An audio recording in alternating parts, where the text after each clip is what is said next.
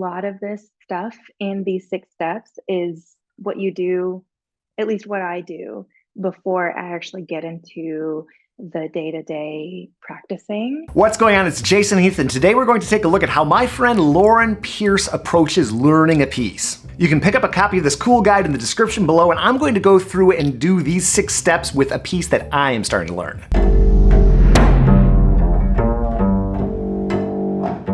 The main thing that drove me to make these steps was purely for my own process. I get really overwhelmed when I'm faced with the enormity of a piece. It's sort of like what I imagine writers feel when they are faced with the enormity of a blank page, that they have to fill and they've just signed maybe a book deal or whatever. Having these steps helps me know that I can make the promise to myself that I can learn the piece. I have it broken down into these 6 steps, but I think it is a really difficult thing because it's not naturally stepwise. And I just want to say that I have broken it down into these 6 steps, but it's not really stepwise like other things might be. It's a creative process. The first thing that comes to my mind is like just the love of listening to music. When I first got to college, it was like a whole new idea that you could just listen to classical music. Like for me, classical music was not the music I always listened to.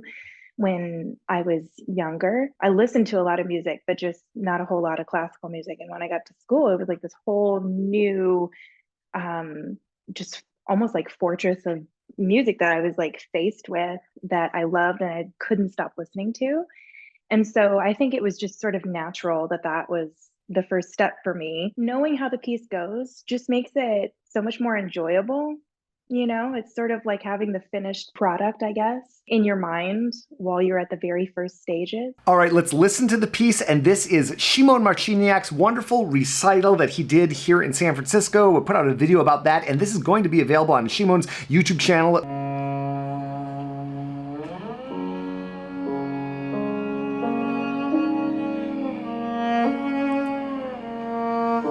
One thing about his interpretation that I love is there's just this luxuriousness to it. He takes his time.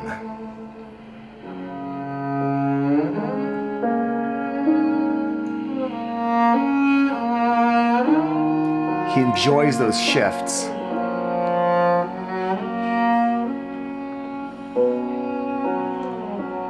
This one, he lets the note develop. And this just informs my approach. I tend to have an overly caffeinated approach to everything, including this piece. This is a wonderful way to think about it and set the frame for the work to come. I'm reminded of this line in Into the Woods. I just finished playing a production of Into the Woods where Cinderella is just running around. She's just being a mess. And there's a line where she says, you know what your decision is, which is not to decide. And I think it's really important to remember that also just being passive about any decision that you make musically, that's also a decision. And I wouldn't say a great one, but to each their own. I think being intentional is really important, and also something that I've noticed students of all ages, young and old, are often quite scared of, because for me anyway, I can't speak for anyone else, I become really worried that I'm just making the wrong decision and it's going to make the whole piece fall apart, which you can always change your fingers. But yeah, actually committing to something is really important, being intentional about it. The notes on the page are really just one messenger for us. When we're playing the music, I'm not necessarily thinking note by note in my head. And that's whether I'm reading off the music in performance or if I have it memorized. I'm not thinking A, B, C, D, whatever. I'm thinking about the lines in the music. I'm thinking about the phrasing.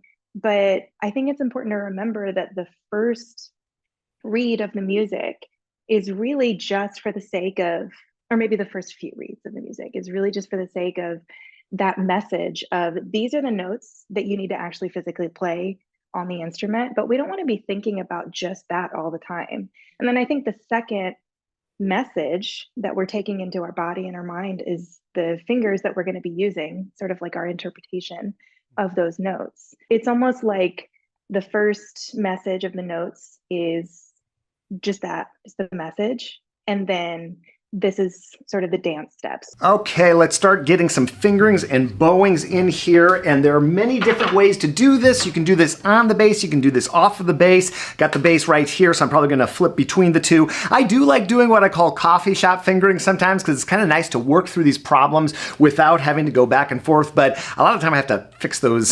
So I'm just gonna try it this way this time. If I have the option to do second finger, I frequently do second finger. So I will go 2, 2. And the beauty of doing this on something like the iPad is I can alter my decisions as I go. I also mark a lot. I think I mark a lot more than I used to, but then other times I don't, just because I'm like, I know it. And then if I forget, then I'll write it in. But yeah, I am a big fan of marking a lot and using an iPad. I really like that. I find that sometimes if I do 1, 3, the intonation suffers a little bit. I don't know that I love doing thumb on these slow moving lines, but we'll see. This is just my first instinct and kind of what I remember seeing people do, what I know I like. So this is all something that comes with experience. Da da ya dee dee.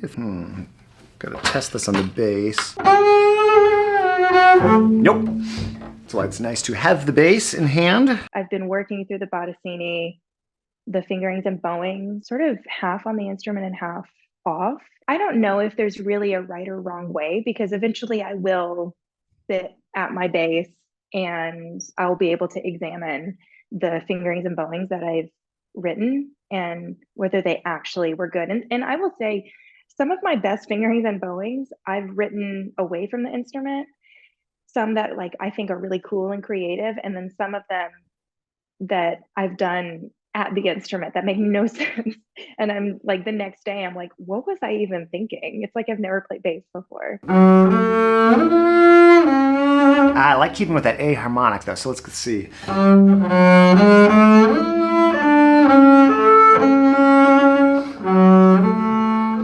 Yeah, maybe I'll do 2. That F sharp, I will need to work on my intonation on that. Accepting that the first fingerings and bowings that you write in might not work, and that's been really helpful for me to just get something down. Now I got to think about bowings.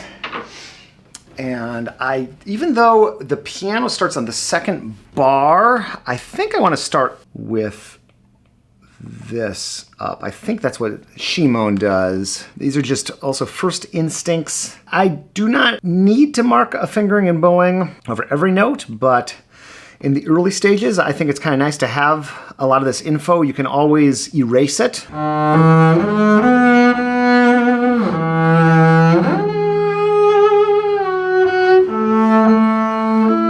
I think I'm going to separate that F sharp. Then here's a question mark. This is why it's nice to just make these decisions even if you change them later.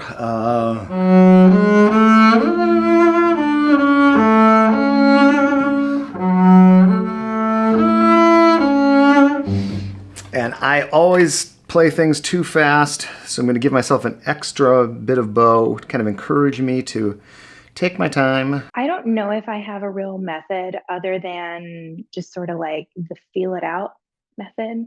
You know, there are a few pieces that come to mind to me right now. I mean, the Bottesini I'm thinking of right now because I've been working on it, but that first movement, it's like I can picture it on the page. It's the first page is sort of the big first section because it's the first page before there's a section of rest, you know? And then the next section is like basically, I think I see that all the way through to the cadenza, and then the cadenza is its own thing. It's not always perfect, but it's less for me about the practicing of it, which the practicing of it is more geared towards the smaller sections in the next step. But the bigger sections, I find it's just helpful for me to like gain an understanding of the piece. So this music is all kind of, in my mind, a prelude to the second movement. I feel like this is pretty much one chunk, and Andres gives us some clues here. He's got a double bar right here, so I think I might have this be and this be a big chunk. I don't think it needs to be broken up more than that. The smaller sections are the sections that I will typically be practicing. What is a bite-sized chunk for me that I can do my repetition-based practice every day, and it's not too long to where I lose focus and I'm not making as much progress. And it's also not too short to where I'm driving myself insane. So the bigger sections are really like, this is the map of the piece. So I can gain an understanding of like, where are we in the roadmap emotionally, color-wise, etc., intensity-wise, all of that stuff. And then the smaller sections are for my practice purposes with the metronome, repetition based, the nitty gritty. And this is just what I want to practice. These are like little nuggets of practicing. I think this is the chunk. But I'm going to put a dotted line here because these are kind of like two technical moves. It's like getting from the low B to the high B, and then it's this transition. This very long phrase as I'm looking at it and following along. This might be way too long for this chunk, and we're going to definitely break it up to different moves. And then like just thinking through this, I've practiced many of these intervals already at this point, so some of these would be like review, although I don't think we did this fourth here, but that gets me started and I'm feeling much better about this. Rather than having the blank page staring at me, I have this information, I have fingerings, I have Bowings, I've made some decisions, I've looked at big chunks, I've looked at smaller chunks, and I'm feeling much more organized and ready to tackle this piece. The actual practice that I do is quite the same as what it's always been, which is repetition based, constantly, gradually upping the pace. Like I'm a real big believer in this long game of getting up to the goal tempo by starting real slow. Like I tell my students to start at like 50% of the goal tempo. And if I'm honest, I'm usually well below that